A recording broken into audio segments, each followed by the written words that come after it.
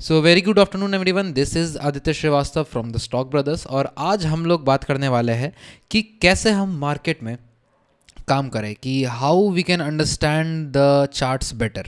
जो हमारी मार्केट को लेकर के अंडरस्टैंडिंग है, जो कि अक्सर आप मुझे क्वेश्चंस मिलते रहते हैं कि सर आप अपनी साइकोलॉजी को कैसे मेंटेन करके रखते हो, हम इसके बारे में बताओ। तो आज हम उन्हीं सभी चीज़ों के बारे में बात करेंगे कि मार्केट में चार्ट पैटर्न को कैसे समझे और किस तरीके से हमें ट्रेडिंग को अप्रोच करना चाहिए, जो कि सबसे इंपॉर्टेंट थिंग होती है। ठीक है, क्या ज़रूरी है ऐसा, क्या हमें कोई एक ऐसा स्ट्रैटेजी चाहिए जो हमें बहुत पैसे बना के दे देगा, कि ऐसा पॉसिबल होता है, या फिर ऐसा कुछ है जिसमें हम अपने एक स्ट्रैटेजी खुद से डिज़ाइन कर ले जो हमें हमेशा प्रॉफिटेबल बना करके रखे। क्या ऐसा कुछ चीज़ें होती है मार्केट में? तो चलिए हम इन्हीं सब बातों को डिस्कस करने वाले हैं। ठीक है, इन सभी चीज़ों को अच्छे से समझने के लिए मैं आपको यहाँ पे अपने आईपैड के स्क्रीन पे ले आता हूँ। यहाँ पे देखिए, अब हम बात करने वाले हैं कि how we should approach the market. ठीक है, जो हमारा क्वेश्चन रहेगा ना, वो है how to approach the markets.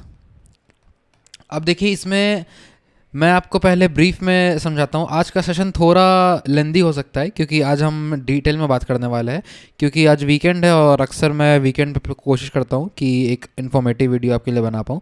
तो आज देखिए, आज हम बात करने वाले हैं कि how we should work in the stock market, और चार्ट को कैसे हम समझने हैं। जो बेसिक हमारा चार्ट का अंडरस्टैंडिंग है ना, उसको हम कैसे डील करना चाहिए।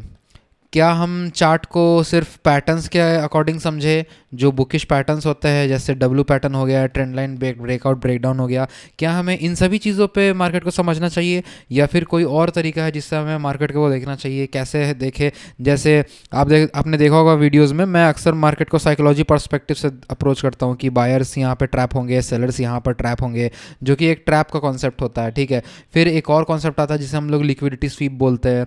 फिर कुछ लोग एसएमसी का कॉन्सेप्ट को फॉलो करते हैं। ठीक है, कुछ लोग सपोर्ट एंड रेजिस्टेंस पे फॉलो करते हैं। ठीक है, कुछ सप्लाई डिमांड को देखते हैं। तो ये सभी एक ही सारी चीज़ है। अब हम लोग बात करेंगे कि कैसे, how we should approach the markets.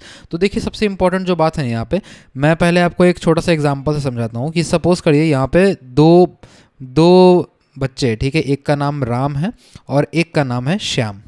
ठीक है, राम ने स्कूल में एग्ज़ाम दिया और राम को एग्ज़ाम में स्कोर आया है 85 आउट ऑफ 100। ठीक है, और श्याम ने भी एग्ज़ाम दिया और श्याम का स्कोर जो बन के आया वो आया 55 आउट ऑफ 100। ठीक है, तो और जो पासिंग मार्क्स था ना, वो था 35 आउट ऑफ 100। तो दोनों ही पास कर गए इस केस में, और दोनों को ही प्रमोशन मिल गया नेक्स्ट सेशन के लिए। ठीक है, अब इसमें देखिए, जो सबसे इंपॉर्टेंट चीज़ है जो हमें यहाँ पे समझना होगा कि क्या जो नेक्स्ट सेशन में जो प्रमोशन देखने को मिला है राम और श्याम को, तो क्या उनके मार्क्स को लेके कोई भी डिस्टिंग्विश हमें यहाँ देखने को मिल रहा है? नहीं। राम ने 85% मार्क्स स्कोर किए और श्याम ने 55% मार्क्स स्कोर किए। स्टिल दोनों को ही नेक्स्ट सेशन में प्रमोशन मिल गया, और इन दोनों में कोई भी तरह का डिस्क्रिमिनेशन नहीं होगा। कि ऐसा नहीं होता है कि अगर मान लो ये 10th स्टैंडर्ड में थे और ये 11th स्टैंडर्ड में चले गए, तो ऐसा कोई डिस्क्रिमिनेशन नहीं होगा। कि चलो 10th में तो हो सकता है, बट मान लो एग्जाम्पल के लिए ये 7th स्टैंडर्ड में थे और एग्ज़ाम देके ये 8th स्टैंडर्ड में चले गए, तो ऐसा कोई डिस्क्रिमिनेशन नहीं होगा कि राम ने 85% मार्क्स स्कोर किए तो उसको अलग ट्रीट किया जाएगा, श्याम ने 55% मार्क्स स्कोर किए तो उसको अलग ट्रीट किया जाएगा। In in on the basis of academics दोनों को एक ही चीज़ पढ़ाया जाएगा और उसमें कोई भी तरह का डिस्क्रिमिनेशन देखने को नहीं मिलेगा। ठीक है, अब आ जाते हैं कि जो राम और श्याम है ना, उनका स्कूल ख़त्म हो गया और उन्होंने अपना स्कूलिंग जब ओवर कर लिया, तो फिर वो दोनों कोई एक गवर्नमेंट जॉब के लिए प्रिपेयर कर रहे हैं। ठीक है, अब जब वो गवर्नमेंट जॉब के लिए प्रिपेयर कर रहे हैं, तो चूंकि राम ने स्कोर किया था 85% मार्क्स और श्याम ने स्कोर किया था 55% मार्क्स, तो क्या राम का गवर्नमेंट जॉब निकलेगा या फिर श्याम का गवर्नमेंट जॉब निकलेगा? किसका, दोनों में से कौन क्वालिफाई करेगा? तो आंसर क्या होगा? आंसर ये होगा कि जो प्रेजेंट डेटा है, इस डेटा के अकॉर्डिंग हम ये डिसीजन नहीं बना सकते हैं। ये डेटा इनकम्प्लीट है, नॉन रिलायबल डेटा है ये, क्योंकि इस डेटा के अनुसार ये पता नहीं चलता कि दोनों में से ये जॉब को करने के लिए मोस्ट कंपैटिबल, या ये कह सकते हैं कि मोस्ट डिजर्विंग कैंडिडेट कौन है। ठीक है, हमें जॉब, जो गवर्नमेंट जॉब क्वालिफाई करेगा वो किस बेसिस पे करेगा, कि जो जॉब का, मान लेते हैं जॉब एग्ज़ाम जो है वो कैसे कंडक्ट होगा गवर्नमेंट जॉब का?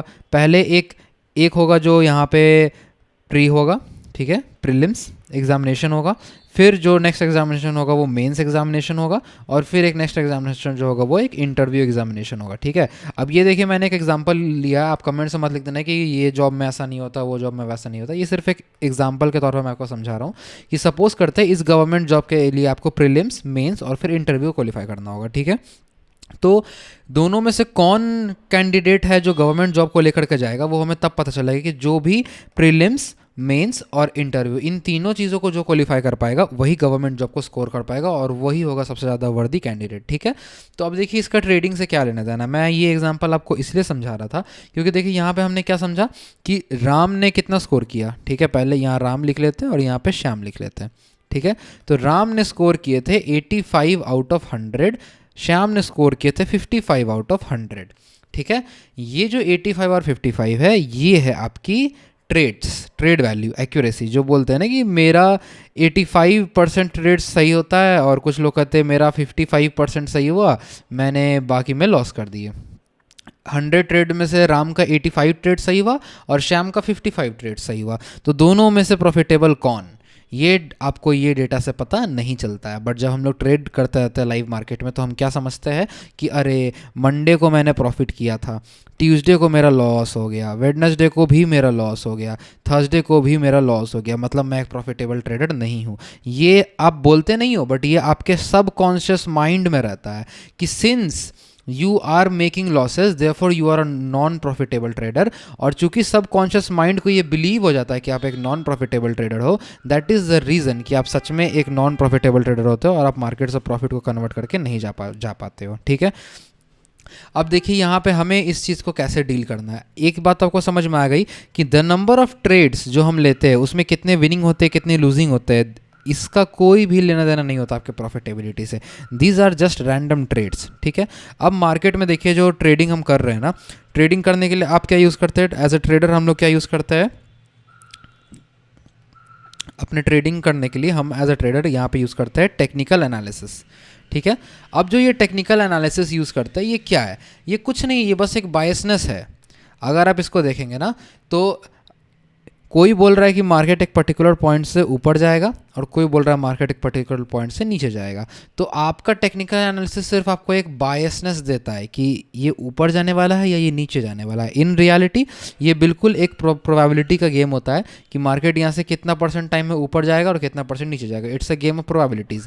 अब अगर आप कॉइन टॉस करिएगा तो प्रोबेबिलिटी 50-50% ही होता है कि 50% कॉइन है, जो 50% प्रोबेबिलिटी होगा कि 50% मार्केट में हेड्स आएगा और 50% प्रोबेबिलिटी होगा कि मार्केट में टेल्स आएगा, प्रोवाइडिंग कि मार्केट में कोई और एक्सटर्नल फैक्टर्स नहीं होंगे जो इस डेटा को हिंडर करें, ठीक।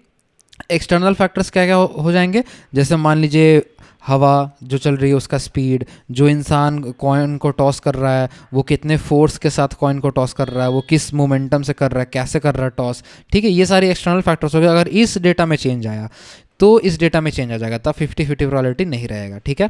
अगर ये डेटा चेंज हो जाता है तो हम ये नहीं कह सकते कॉइन में चाहे हेड हो तो चाहे टेल्स हो, दोनों 50-50 टाइम्स आने वाले हैं, फिर डेटा चेंज हो जाएगा। तो यही जो यहाँ पे जो बाय और सेल करते हैं ना, यहाँ पे भी एक्सटर्नल फैक्टर्स आ जाते हैं। क्या एक्सटर्नल फैक्टर आते हैं कि बहुत सारे रिटेल ट्रेडर्स होते हैं जो बाय करते हैं, ठीक है, कुछ इंस्टीट्यूशन होते हैं जो ट्रेड करते हैं, कुछ आपको फिर जितने भी FIIs होते हैं वो ट्रेड करते हैं, जितने भी DIIs होते हैं वो ट्रेड करते हैं, कुछ इन्वेस्ट करके जाते हैं मार्केट में, ठीक है। तो यहाँ पे बहुत numerous amount of data available होता है जो इस डिसीजंस को अफेक्ट करता है। तो आप ये नहीं कह सकते कि मार्केट में 50-50 प्रोबेबिलिटी होता है कि 50% मार्केट ऊपर जाएगा एक पॉइंट से, 50% मार्केट नीचे जाएगा। अगर आप 1000 ट्रेड का सीरीज ले लो तो ये प्रोबेबिलिटी 50-50 नहीं आने वाला है। क्यों? क्योंकि इस डेटा के कारण, ये डेटा इसमें बहुत सारे चेंजेस को क्रिएट कर देता है। अब हमने ये समझ लिया कि जो राम और श्याम के जो मार्क्स थे ना वो बिल्कुल हमारे ट्रेडिंग एक्यूरेसी के बराबर है कि मैंने 85 ट्रेड्स सही किए और मान लो कि चलो आपने 85 ट्रेड सही किए और मैंने 55 ट्रेड्स ही सही किए 100 में से, ठीक है। तो दोनों में से कौन अच्छा ट्रेडर है ये हम इससे नहीं कह सकते। जैसे राम और श्याम को हमने यहाँ पे देखा था नहीं कि गवर्नमेंट जॉब पाने के लिए उनको क्या करना पड़ता, प्रीलिम्स क्वालिफाई करना पड़ता, मेंस क्वालिफाई करना पड़ता और इंटरव्यू क्वालिफाई करना पड़ता, ठीक है। तो ट्रेडिंग में प्रॉफिटेबल होने के लिए जो आपका जो गवर्नमेंट जॉब का एग्ज़ाम होगा, मतलब जो आपका एग्ज़ाम है जिस पे आपको क्वालिफाई करना है, वो क्या है, यहाँ पे 4 चीज़ें होती है। ये 4th एक ऑप्शनल चीज़ होता है, मतलब वो मैं बताऊँगा, बट जो फर्स्ट होती है यहाँ पे ये होता है रिस्क मैनेजमेंट, ठीक है, जो आपका रिस्क टू रिवॉर्ड होता है। सेकंड होती है आपकी साइकोलॉजी, ठीक है। और थर्ड चीज़ जो यहाँ पर होती है, एक आपका रिस्क टू रिवॉर्ड मैनेजमेंट हो गया, सेकंड चीज़ हो गई आपके साइकोलॉजी, थर्ड चीज़ हो गई आपकी डिसिप्लिन, ठीक है, थर्ड चीज़ हो गई आपकी डिसिप्लिन। और जो फोर्थ चीज़ होता है ना, वो होता है लक। अब आप बोलोगे सर ट्रेडिंग में लक कैसे इन्वॉल्व होता है? सर ट्रेडिंग में तो फिर तो ये तो गैम्बलिंग हो जाएगा कि अगर अगर हम लक पे ट्रेड करने लगे तो गैम्बलिंग और ट्रेडिंग में फ़र्क कहाँ है? नहीं सर, ऐसा नहीं होता। हर चीज़ में, लाइफ के हर स्टेजेस ऑफ लाइफ में आपको लक का इंपॉर्टेंस देखने को ज़रूर मिलता है। आप उसको देख पाते हैं या नहीं देख पाते, वो आपके ऊपर होता है। आप देखो, गवर्नमेंट जॉब के लिए आपने बहुत अच्छी प्रिपरेशन कर ली और आप बिल्कुल वर्दी कैंडिडेट हो, आपको पता है कि आप सारे तीनों स्टेजेस क्वालिफाई कर लोगे, बट आप जैसे एग्ज़ाम देने जा रहे थे आपका एक्सीडेंट हो जाता है और आपके पैर हाथ टूट जाते हैं, या फिर आपको कोई इंजरी होता है जिस कारण आप एग्ज़ाम में नहीं बैठ पाते हो। यहाँ काम करता है आपका लक, ठीक है। तो लक का भी एक परसेंटेज होता है, ये बहुत छोटा परसेंटेज है, 10% हम लोग मान लेते हैं लक, बाकी तो यही है। 10% हम चलिए मान ले रहे कि आपका जो है वो है लक है, बाकी के जो बचे ना वो 30%, 30% और 30%, ठीक है। रिस्क टू रिवॉर्ड 30% है, साइकोलॉजी 30% है और डिसिप्लिन 30% है। अब मैं इसको 30-30-30 क्यों बोल रहा हूँ? बहुत सारे लोग ऐसे बोलते हैं कि ट्रेडिंग में आपका 80% साइकोलॉजी होता है और 20% नॉलेज होता है, ठीक है। बट मैं इसको वैसा नहीं देखता। क्यों? क्योंकि देखिए सब चीज़ इंटरलिंक्ड होता है। ऐसा नहीं होता है कि कोई भी एक चीज़ को आप करोगे और फिर आप प्रॉफिटेबल, जैसे आप बहुत लोग सोचते हैं कि हम सिर्फ साइकोलॉजी पे काम कर लेंगे तो हम प्रॉफिटेबल बन पाएंगे। नहीं बन पाइएगा सर, क्योंकि आप फिर काम ही नहीं कर पाइएगा। मार्केट में जो रिस्क टू रिवॉर्ड मैनेजमेंट है ना, और जो आपकी साइकोलॉजी है, उसके बाद जो आपकी सेटअप है, जिस सेटअप पे आप काम कर रहे हो, उस सेटअप पे जो आपका डिसिप्लिन है, ये सभी चीज़ें इंटरलिंक्ड होती है। अगर आपका सेटअप अच्छा होगा, मतलब आप रैंडम एंट्रीज नहीं कर रहे हो, आप हड़बड़ा के कोई ट्रेड्स नहीं ले रहे हो, ओवर ट्रेडिंग नहीं कर रहे हो, मार्केट को समझ के ही एंट्री डाल रहे हो, प्रॉपर रिस्क टू रिवॉर्ड को फॉलो कर रहे हो, तो आपके सेटअप ने कंट्रीब्यूट किया। क्या कंट्रीब्यूट किया? आपको अननेसेसरी ट्रेड से बचाया। रिस्क टू रिवॉर्ड ने क्या कंट्रीब्यूट किया? आपके कैपिटल में बड़ा ड्रॉडाउन आने से बचाया रिस्क टू रिवॉर्ड ने, ठीक है। और डिसिप्लिन ने आपको क्या किया कि डिसिप्लिन के कारण ही आप अपने सेटअप को अच्छे से फॉलो कर पा रहे हो। अदरवाइज डिसिप्लिन नहीं रहेगा तो आप आज कुछ सेटअप, कल कुछ सेटअप पे ट्रेड करने लग जाओगे। और ये सभी चीज़ें कंट्रीब्यूट करके बनाते हैं आपको साइकोलॉजी, ठीक है। तो ऐसा नहीं है कि हम सिर्फ साइकोलॉजी पे काम करेंगे सर, हम सेटअप के बारे में नहीं सोचेंगे, हम रिस्क टू रिवॉर्ड के बारे में नहीं सोचेंगे, हम डिसिप्लिन के बारे में नहीं सोचेंगे, तो ऐसे करके आप कभी साइकोलॉजी के ऊपर काम नहीं कर पाएगा, ठीक है। ये बहुत सारे लोगों को मैं देखता हूँ यूट्यूब वीडियो, अगर मेरे पास कुछ आते हुए हैं ना, तो उनमें बहुत सारे इन्फ्लुएंसर्स बोलते रहते हैं कि आप अपने साइकोलॉजी पे काम करो, आप अपने डिसिप्लिन पे काम करो, बट कोई भी ऐसे नहीं समझाता हुआ मुझे दिखा कि सब इंटरलिंक्ड, आप किसी एक को लेके नहीं चल सकते, ठीक है। जस्ट लाइक जिम में जब आप जाओगे तो आप ऐसा नहीं कह सकते कि सिर्फ बेंच प्रेस मार लो बॉडी बन जाएगी। आपकी बेंच प्रेस से अपर बॉडी वर्कआउट होगी, लोअर बॉडी वर्कआउट नहीं होने वाली है। या फिर आप ऐसा कर लो कि सिर्फ स्क्वाट्स मार लो बॉडी बन जाएगी, नहीं बनने वाली है। सिर्फ लोअर बॉडी वर्कआउट होगा, अपर बॉडी वर्कआउट नहीं होगा। मान लेते हैं अगर आप बोलते हो कि पुशअप्स मार लेते हो, तो ये कॉम्पाउंड एक्सरसाइज है, इसमें आपका फुल बॉडी वर्कआउट हो सकता है। और कुछ कुछ एक दो कॉम्पाउंड एक्सरसाइज होते हैं जहाँ पे फुल बॉडी वर्कआउट हो सकता है। मगर आप जब स्पेसिफिक डेज के लिए स्पेसिफिक मसल को टारगेट करते हो ना, तो आप बहुत अच्छे ग्रो कर पाते हो और तभी आपकी बॉडी बनती है जिम में, ठीक है। ट्रेडिंग में बिल्कुल वैसा ही है। आपको ऐसा नहीं सोचना है कि हमें तो सर सिर्फ साइकोलॉजी काम करना है, हमें सर सिर्फ रिस्क टू रिवॉर्ड देखना है, हमारा काम हो जाएगा। आपका काम सर नहीं होगा, मार्केट आपको काम तमाम करके चला जाएगा और आप देखते रह जाएंगे। तो यहाँ पे जो हमने देखा कि आपके लिए सबसे इंपॉर्टेंट चीज़ें ये चार factors, risk to reward, psychology, setup और डिसिप्लिन, ठीक है। जब तक आप इन सभी चीज़ों को कंट्रोल में नहीं लाते, तब तक आप एक प्रॉफिटेबल ट्रेडर नहीं बन पाइएगा, ठीक है। और आपकी जो एक्सपेक्टेशन है मार्केट से वो फुलफिल नहीं हो पाएंगी, ठीक है। अब यहाँ पे देखिए दो तीन बातें और होती है नोट करने वाली। कुछ लोगों में ऐसा होता है कि, या मैंने देखा है कि जो मैक्सिमम नंबर ऑफ ट्रेडर्स होते हैं ना, पीपल जो लोग ट्रेडिंग में आते हैं ना, वो क्या करते हैं, उनका ऐसा एक्सपेक्टेशन रहता है कि वो एक मंथ में प्रॉफिटेबल हो जाएंगे। ऐसा एक्सपेक्टेशन होता है कि वो एक ईयर में प्रॉफिटेबल हो जाएंगे, ठीक है। तो सर सच्चाई क्या है? क्या हम एक महीने में प्रॉफिटेबल होने वाले हैं? क्या हम एक साल में प्रॉफिटेबल होने वाले हैं? ट्रेडिंग में प्रॉफिटेबिलिटी को अचीव करने के लिए कितना टाइम लगता है, जो सबसे इंपॉर्टेंट क्वेश्चन है सभी लोगों का। बहुत सारे लोगों का ये मन में डाउट रहता है, ठीक है।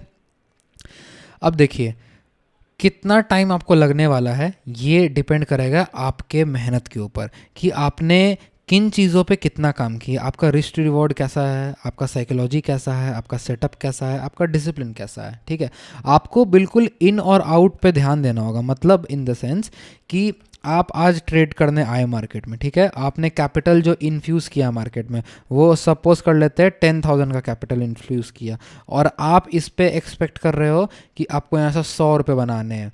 ठीक है, तो आपका मैक्सिमम रिस्क 100 रुपये का है, और आपका आउट कैपिटल कितना हो रहा है, 10,200 हो रहा है, या फिर 10,080 हो रहा है, या फिर 10,900, सॉरी 99,900 हो रहा है, 99,900 ऐसा कुछ कैपिटल बन रहा है। ठीक है, तो ये एक ट्रेड करने से नहीं होगा, ये सीरीज ऑफ ट्रेड में करोगे आप, क्योंकि हो सकता है इस दिन आपका 10,200 पे क्लोज हो जाए और नेक्स्ट डे आपका 9,009.9 के पे क्लोज हो जाए। ठीक है, 9,900 पे क्लोज हो जाए, 100 रुपये का लॉस हो जाए आपको।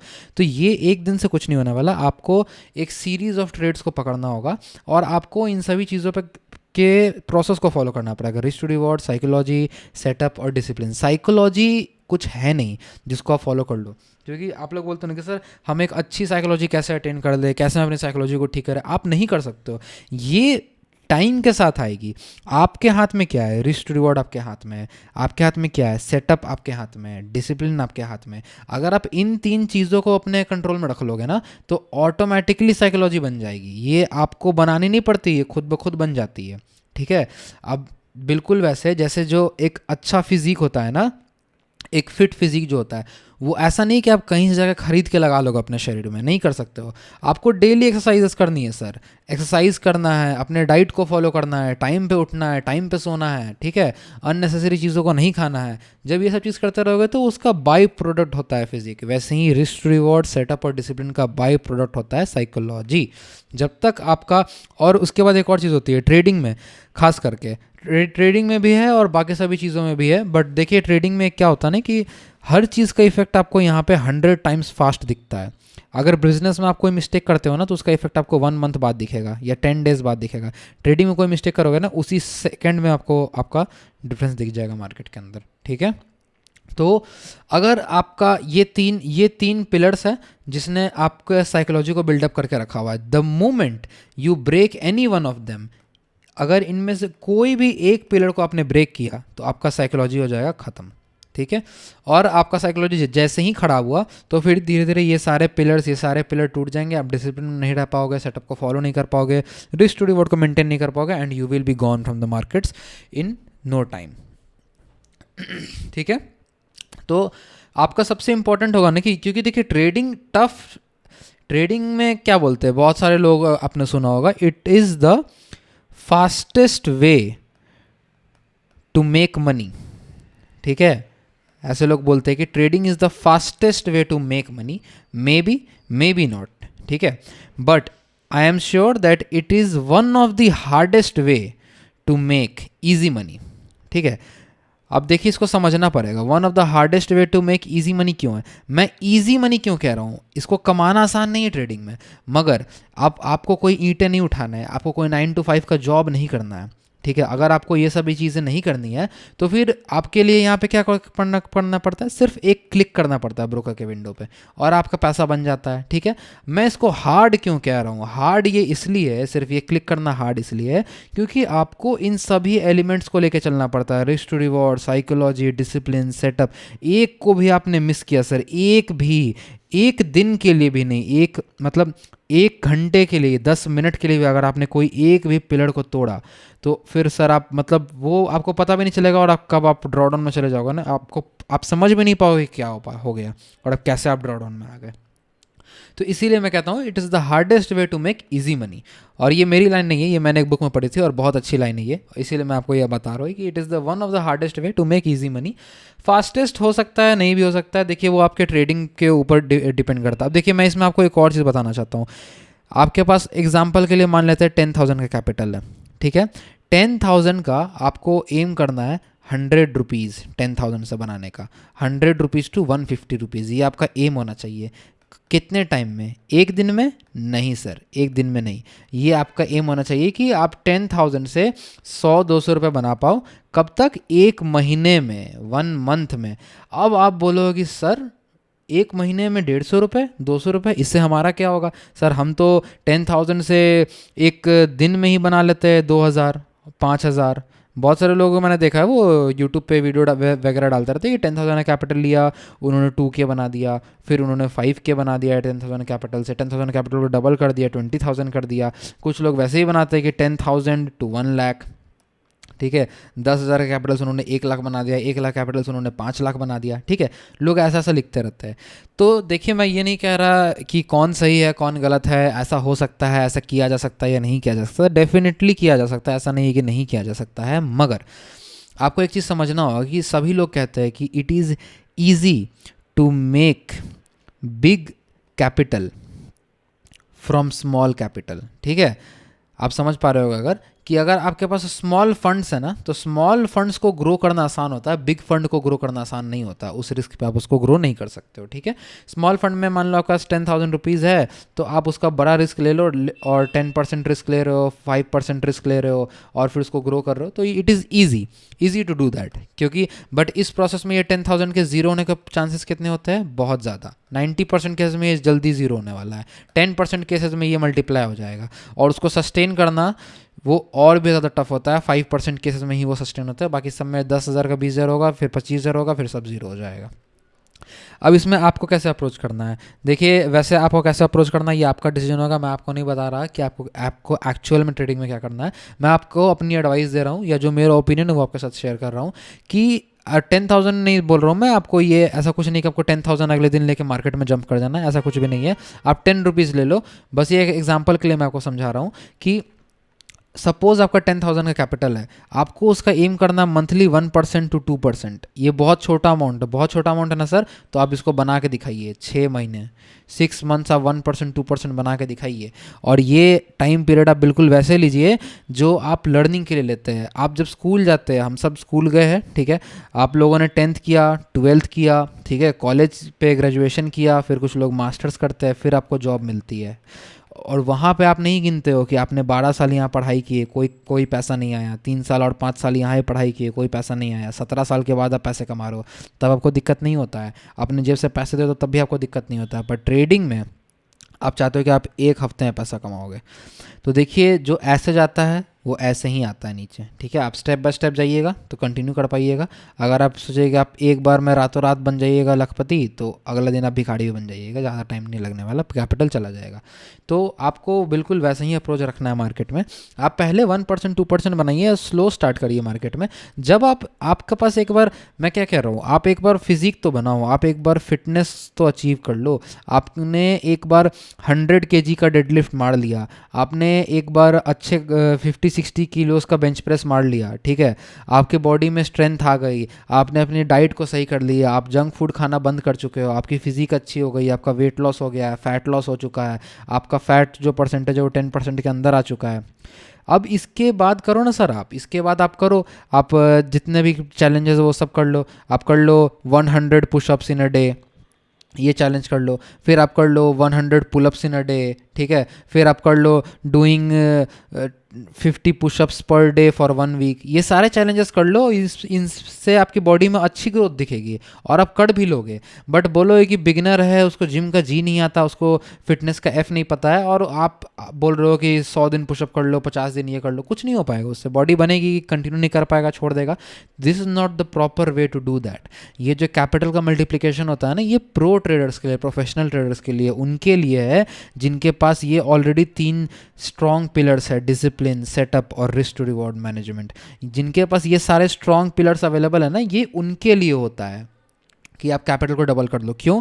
क्योंकि अब मान लो ये जब आप सेटअप, डिसिप्लिन और रिस्क टू रिवॉर्ड को लेके चलते हो, तो आपके पास जो आपकी साइकोलॉजी बिल्डअप होती है, आप मान लो 2 साल से ट्रेडिंग कर रहे हो और आपने अपनी साइकोलॉजी बिल्डअप कर ली। आप समझ रहे हो, आपने 2 साल तक कोई भी डिसिप्लिन को ब्रेक नहीं किया, तो आपकी साइकोलॉजी कितनी स्ट्रांग होगी। आप बहुत स्ट्रांग साइकोलॉजी लेके जाओगे, ठीक है।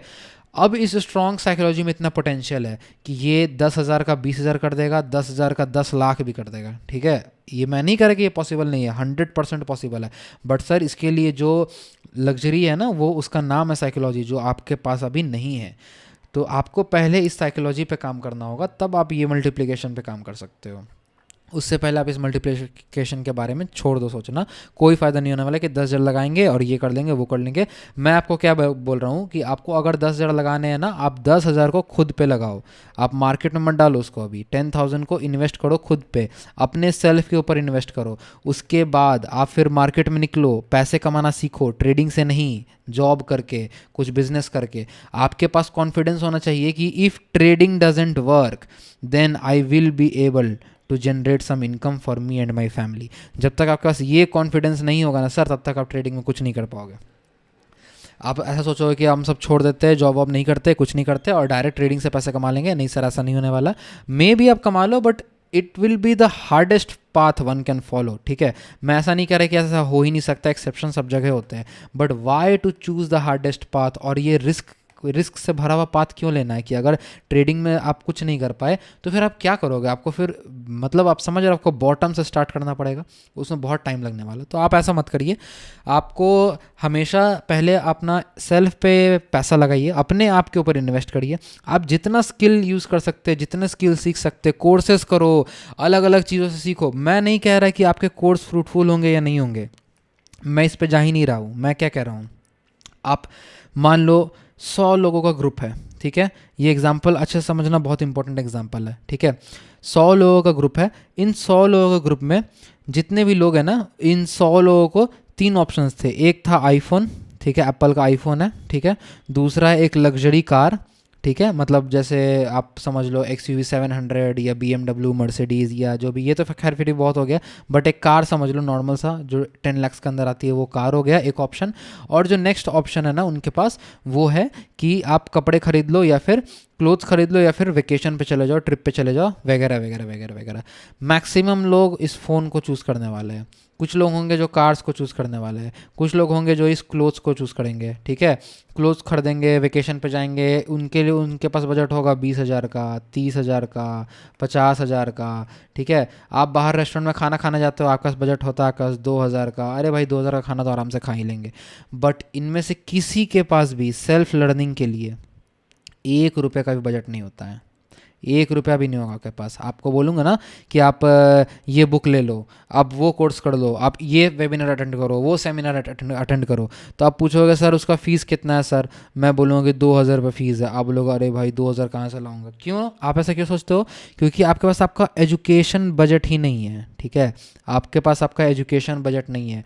ये सबसे बड़ा रीज़न है कि क्यों हम लोग एक मिडिल क्लास ट्रैप से बाहर नहीं निकल पाते हैं, ठीक है। क्योंकि हम खुद पे इन्वेस्ट नहीं करते हैं। हमारे पास जो हमारा एजुकेशन बजट होता है वो होता है ज़ीरो, ठीक है। ये एजुकेशन बजट ज़ीरो है। अब जब एजुकेशन बजट ज़ीरो है तो आप कुछ भी नहीं कर सकते हो। आप कोई बुक्स नहीं खरीद सकते हो अलग से, आप कोई कोर्स नहीं कर सकते हो, आप कोई वेबिनार अटेंड नहीं कर सकते हो। अगर आप घर से पैसे लेते हो इन सभी चीज़ों के लिए, तो देखिए वहाँ पे लाइबिलिटी होती है। जैसे मैं आपको समझा रहा हूँ, मान लो आप 2,000 रुपीज़ लेकर रेस्टोरेंट में गए और आपने रेस्टोरेंट में खाना खाया। आप घर जाकर क्या बोलोगे? मम्मी मैं ऐसे ऐसे रेस्टोरेंट गया था और वहाँ पे मैंने ये खाना खा लिया। वहाँ पे आप ये नहीं समझाना चाहोगे कि मैंने दाल रोटी खाई, दाल को ऐसे तोड़ा, फिर सब्जी में वैसे डुबाया। कोई नहीं पूछने वाला आपसे ये सारी डिटेल्स। बट जब आपका एजुकेशन बजट नहीं होता है तो आपको लोगों को समझाना पड़ता है कि आपको ये पैसे क्यों चाहिए, कौन सा एजुकेशन, और ख़ास करके ट्रेडिंग रिलेटेड या फिर कुछ ऐसा जो आउट ऑफ द बॉक्स हो, जैसे बिजनेस रिलेटेड हो गया, कोई नया बिजनेस हो, कोई नया प्रोफेशन हो गया। अगर आप ये इंजीनियरिंग डॉक्टरिंग पढ़ाई के लिए मांगो आराम से मिल जाएगा, क्योंकि वो कॉमन चीज़ है। कुछ अलग चीज़ों के लिए मांगोगे पैसे, आपको 10 तरह का एक्सप्लेनेशन देना पड़ेगा। So stand for your self, कुछ पैसे कमाना सीखो। पैसे कमा नहीं सकते, पैसे सेव करना सीखो और उसको इन्वेस्ट करो कोर्सेज पे। अब आपका देखिए एक्सपेक्टेशन यहाँ भी वही हो जाता है, कोर्सेज पे इन्वेस्ट करो, बुक्स पे इन्वेस्ट करो। आपको क्या होगा, आप एक बुक पढ़ोगे, आपने एक बुक पढ़ी, ठीक है, आपने एक कोर्स किया, आपने एक सेमिनार अटेंड की, एक वेबिनार अटेंड किया, और आप बोले कि अरे यार पैसे बर्बाद हो गए यार, कुछ नहीं बन पाया, कोई ऐसा मेजर मुझे मेरे लाइफ में ऐसा कोई मेजर चेंजेस नहीं दिख रहा है। नहीं दिखेगा, क्योंकि आप देखो, आप जब स्टैंडर्ड 1 में थे, आपने एक बुक खरीदी, आपने उस बुक को पढ़ लिया, ठीक है। स्टैंडर्ड 2 में गए, फिर बुक खरीदी, फिर बुक पढ़ लिया। क्या आप स्टैंडर्ड 1 में पढ़ते ही आप एक गवर्नमेंट जॉब निकाल लेते हो या फिर एक प्राइवेट जॉब MNC में जॉब निकाल लेते हो? नहीं निकालते हो। क्या ये सेकंड बुक में आप निकाल लेते हो? नहीं निकालते हो।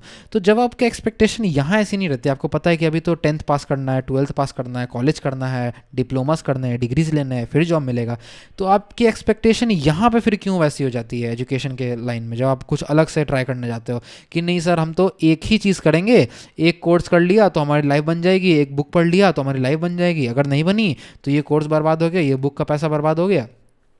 आप ये नहीं सोचते कि आपने 2,000 का जो खाना रेस्टोरेंट में खाया है वो खाना आप घर पे बनाते तो आपको 500 रुपये में बन जाता, ठीक है, बट आपने 1,500 रुपये एक्स्ट्रा पे किया, ठीक है, तब आपको गिल्ट नहीं होता है कि ये 1,500 रुपये मैंने एक्स्ट्रा दे दिए सिर्फ अपने आलस का कारण, इसको घर में बनाते हैं तो हेल्दी भी होता और हम अच्छे से खाते हैं, ज़्यादा क्वांटिटी में मिलता, आपको तब ये नहीं दिखेगा। बट जब आप एजुकेशन में कुछ अलग चीज़ों में अपने ऊपर खर्च करोगे, अपने इंप्रूवमेंट के लिए खर्च करोगे, तब आपको लगेगा कि अरे यहाँ पे 1,000 रुपये दिए थे, उतना वैल्यू फॉर प्रोडक्ट नहीं मिल पाया। आपको इस मैंटालिटी से बाहर निकलना पड़ेगा सर। जब आप इस मैंटालिटी से बाहर निकलोगे, अपने लिए कुछ करोगे, देन तभी कुछ हो पाएगा। और टेक रिस्क, बिना रिस्क के कभी रिवॉर्ड नहीं मिलता है। रिस्क लेने का मतलब ये नहीं है कि मार्केट में पैसे ले जाइए और लगा के सब बर्बाद कर दीजिए, ठीक है, ये रिस्क लेना नहीं होता है। रिस्क लेना होता है ये कि मार्केट में आप 2,000 रुपये का खाना खा सकते थे, आपने वो खाना नहीं खाया, आपने वो पैसा सेव किया और उसके बाद आपने अपने ऊपर, अपने इंप्रूवमेंट के ऊपर इन सभी चीज़ों पर उस पैसे को खर्च कर दिया है। रिस्क क्या है यहाँ पे कि आप एक बार इन्वेस्ट कर दोगे ऐसा इन्वेस्टमेंट तो आपको कोई ज़्यादा इंप्रूवमेंट नहीं दिखने वाला है, बट बार बार कंटिन्यूसली करते रहोगे तो आपको इंप्रूवमेंट ज़रूर दिखेगा और बहुत मैसिव इंप्रूवमेंट दिखेगा, बिलीव मी। ये होता है रिस्क, ऐसे रिस्क लिया जाता है, ठीक है। ये जो आप रिस्क ले लेते हो ना कि आपको ट्रेडिंग का टी नहीं पता है, ये सारी बातें नहीं पता है ऊपर, ये सारी चीज़ें जो मैंने अभी एक्सप्लेन की, और सीधे 10,000 डाल देंगे कि 10,000 का 2 लाख बना देंगे, इससे पैसे ले लिए, उससे पैसे ले लिए, इसी को बोलते हैं सर गैम्बलिंग। और आप जब गैम्बल करते हो फिर आप गलतियाँ करते हो और फिर आप मार्केट को ब्लेम करते हो कि मार्केट ने हमारा पैसा ले लिया, स्टॉक मार्केट तो सट्टा बाजार है, ये है वो है। आपकी गलती है। आपको फर्स्ट थिंग जो सीखनी होगी वो होगी एक्सेप्टेंस, उसके पहले कुछ नहीं होने वाला, ठीक है। तो चलिए आज का सेशन थोड़ा लंबा हो गया ऑल दो, बट आज हमने बहुत सारी अच्छी अच्छी बातों को सीखी भी, और हो सकेगा तो उम्मीद करता हूँ कि ये सेशन आपके लिए बहुत हेल्पफुल रहा होगा, आपको अच्छी अच्छी चीज़ें सीखने को मिली होगी इस सेशन से। और जो बेसिक इंपॉर्टेंट पॉइंट्स है सेशन के वो मैंने यहाँ पे ऑलरेडी नोट डाउन कर दिए है। आपके पास ये पूरा वीडियो रहेगा अवेलेबल, तो आप इसको प्लीज़ 2-3 बार जाओ, देखो, वापस से सीखो क्या मैंने कहा है, रिवाइज करो, उसके बाद आप देखना कि कितना इंप्रूवमेंट आता है। सिर्फ इस सेशन से ही आपको बहुत इंप्रूवमेंट मिलने वाला है, only if you will work on your self, ठीक है। आपको ये जो चीज़ें मैंने समझाई है ना, ये गोल्डन रूल है सर, मतलब आपको ये फ्री में मिल रहा है। मतलब अभी मैं चाहूँ तो इसके लिए अच्छे खासा पैसा चार्ज कर लेता है किसी से भी, बट मैं आपको ये नॉलेज फ्री में दे रहा हूँ, इसीलिए आपको इसकी उतनी वैल्यू नहीं समझ में आ रही है। बट ये मेरे पूरे लाइफ का एक सम है, मतलब पूरे ट्रेडिंग जर्नी का एक समरी है सर, जो मैंने बहुत पैसे और बहुत सारे बुक्स, कोर्सेज, बहुत चीज़ों से, बहुत सारे टीचर से सीखने के बाद ये समरी मैंने तैयार किया जो मैं आपके साथ शेयर कर रहा हूँ, ठीक है। तो प्लीज़ मेरी रिक्वेस्ट है आप लोगों के साथ, इसको सीरियसली ले, इससे सीखे, वीडियो को 3 बार 4 बार देखे, लाइक करें, और जहाँ भी अगर आपको कोई भी डाउट आता है मैं आपके साथ कमेंट सेक्शन में हमेशा अवेलेबल हूँ। आप कोई भी डाउट हो आप मुझसे पूछ सकते हैं, क्योंकि आप इस ट्रेडिंग जर्नी में, मुझे पता है ये ट्रेडिंग जर्नी बहुत डिफिकल्ट होती है और बहुत सारे अप्स एंड डाउन्स के फेजेस भी आते हैं, लोगों को बहुत सारी परेशानी भी होती है, मुझे भी हुई है और मैं जान रहा हूँ आप भी उस फेज से गुजर रहे हो, इसीलिए मैं आपके साथ हूँ यहाँ पर। आपको डरने की कोई बात नहीं है, आप और मैं दोनों को ही इस मूवमेंट को, इस फेज़ को अच्छे से पार करने वाले हैं और एक अच्छा सा ग्रोइंग कैपिटल हम लोग ट्रेडिंग से बनाएंगे। आपको और आपकी इस जर्नी में मैं आपके साथ हूँ, जिसमें हम मिलकर एक अच्छा सा ट्रेडिंग जर्नी और एक अच्छा सा ट्रेडिंग कम्युनिटी बनाने वाले हैं सर, ठीक है। ट्रेडिंग कम्युनिटी बनाएंगे हम, जिसमें हम हमारे जैसे ट्रेडर्स होंगे और हम मिल के ग्रो करेंगे। क्योंकि देखिए मैं अकेले ग्रो करूंगा उसमें मेरा तो फ़ायदा होगा, बट लाइफ वैसे नहीं चलता, लाइफ चलता है सिम्बायोसिस से। अगर आप बायोलॉजी में पढ़ोगे तो सिम्बायोटिक रिलेशनशिप से लाइफ आगे बढ़ता है, ठीक है। मैं चाहता हूं कि मैं तो ग्रो करूंगा ही, मेरे साथ आप भी ग्रो करो और हम लोग मिल के एक ट्रेडिंग एजुकेशन कम्युनिटी बनाएंगे जहाँ पे हम लोगों को एजुकेट करेंगे ट्रेडिंग को लेकर के। क्योंकि देखिए बहुत सारे लोग होते हैं जो न्यूमरस स्कैम्स में फंस रहे हैं, कोई कुछ में पैसा दे रहा है, कोई गैम्बलिंग करके पैसा उड़ा रहा है, तो बहुत सारे लोग हो रहे हैं जो इन पैसों को बर्बाद कर रहे हैं। और मैं साइकोलॉजिकल प्रेशर भी समझता हूँ, क्योंकि आपके पास रिसोर्सेज नहीं होते हैं। अब तो खैर यूट्यूब पे बहुत इन्फॉर्मेशन आ गई है, बट इशू क्या है ना यूट्यूब के साथ अभी भी, कि इन्फॉर्मेशन तो है बट वही बात हो जाता है कि आप एक फर्स्ट स्टैंडर्ड के बच्चे को पूरे 12th स्टैंडर्ड तक के बुक्स को एक बार में दे दोगे तो वो क्या करेगा? कुछ नहीं कर पाएगा, वो कुछ भी समझ नहीं पाएगा, वो उसके कोई काम के नहीं होंगे। और आप ये सारे नॉलेज को ले लेते हो और इसका ट्रेडिंग करने चले जाते हो सर, और फिर बोलते हो कि मुझे लॉस कैसे हो रहा है। लॉस होगा सर, आपका कैपिटल भी चला जाएगा, उसको वाइजली इन्वेस्ट करना सीखना होगा हमें, ठीक है। सो कोई डरने वाली बात नहीं होगी, हम आराम से ट्रेडिंग को करने वाले हैं। आने वाले दिनों में मैं ऐसे 2-3 वीडियोस और लेकर आता रहूँगा आपके लिए। अगर आपको कोई डाउट हो तो आप बेशक मुझसे पूछ सकते हैं, कमेंट सेक्शन आपके लिए हमेशा खुला रहेगा। Thanks for watching. अगर आपने यहाँ तक वीडियो को देखा है तो आप ऑलरेडी 10% लोगों के कैटेगरी में आ चुके हो, क्योंकि मैक्सिमम तो इससे पहले जा चुके होंगे। कुछ ही लोग होंगे जो यहाँ तक ने जिन्होंने इस वीडियो को यहाँ तक देखा होगा। 10% मैं आपको लिख के दे रहा हूँ, 10% लोग होंगे जिन्होंने वीडियो को यहाँ तक वॉच किया है, और इसमें से 2% लोग होंगे जो इस वीडियो को दोबारा देखने वाले हैं, ठीक है। और 1% होंगे जो इसको अप्लाई करेंगे, 0.5% होंगे जिसमें से नोट्स लेकर के जाने वाले हैं। तो जो जो ये काम कर रहेंगे वो आगे बढ़ते जाएंगे। जो 90% वाले हैं वो तो वैसे ही 90% में तो वैसे भी नहीं आने वाले हैं। सो ठीक है, तो चलिए बहुत लंबा वीडियो बन चुका है। That's it for today, we will meet again in some other trading videos. Thanks for watching and have a nice day.